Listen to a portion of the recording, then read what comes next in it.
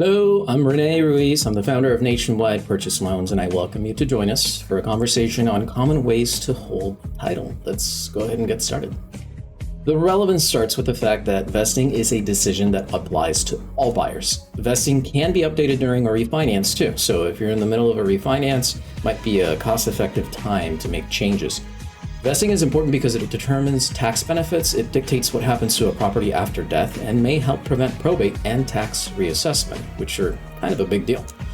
Disclaimer, I am not an attorney and therefore cannot give legal advice. The information and opinions that I share with you today are for informational purposes only. You should consult with an attorney or at least your escrow or title officer with specific questions about your vesting. So what is it again? Title vesting. It describes in what manner an owner of real estate can take legal ownership.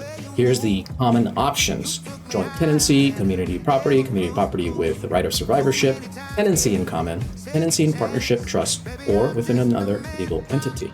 For joint tenancy, I can tell you that it is common vesting for married couples, but it is not limited to married couples. Ownership percentage must be equal and so must possession. Right of survivorship is automatic. That means that upon death of an owner, the other owner becomes owner of the whole property.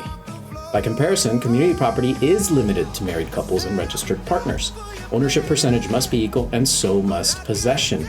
Upon the death of an owner, however, their half of the ownership passes to their heirs. By comparison, community property with right of survivorship, also limited to married couples and registered partners, ownership must be equal and so is possession.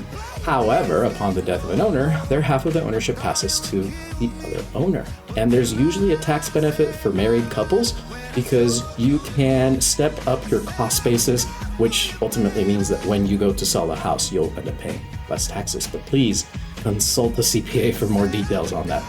For tenancy in common, I can tell you that anyone can take title this way. Ownership percentage can be whatever you want it to be. You can have different splits, 80%, 20%, whatever. Right of possession, however, is equal, and upon the death of an owner, their percentage of ownership passes to their heirs. And each owner can transfer their rights without the other's permission while they're alive. That can create some uncomfortable circumstances, though, so be careful when choosing tenancy in common.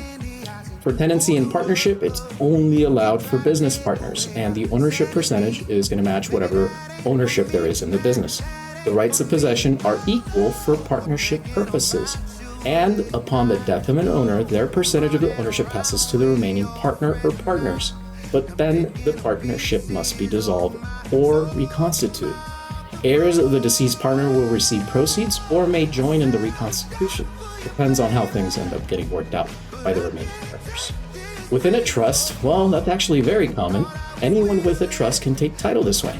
The ownership matches what is outlined in the trust if there's more than one person that owns that trust. And rights of possession also outlined within the trust. You can potentially avoid both probate and tax reassessment by putting title into a trust. But again, this is something that you want to consult an attorney about. And last, there's other legal entities like corporations or LLCs that you can put your title into. Ownership percentage is going to match whatever that legal entity says. Same with rights of possession.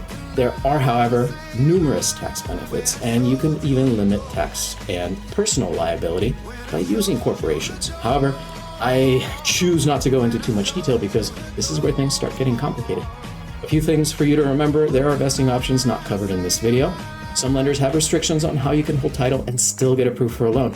And most importantly, please remember that vesting is a delicate topic, and you should be consulting with your escrow or title officer or an attorney before finalizing your choice. Thank you for joining us, and thank you for watching. Please remember to subscribe, and if you can think of any other topics that you would like me to cover, let me know. I would be happy to oblige. Make it a beautiful day.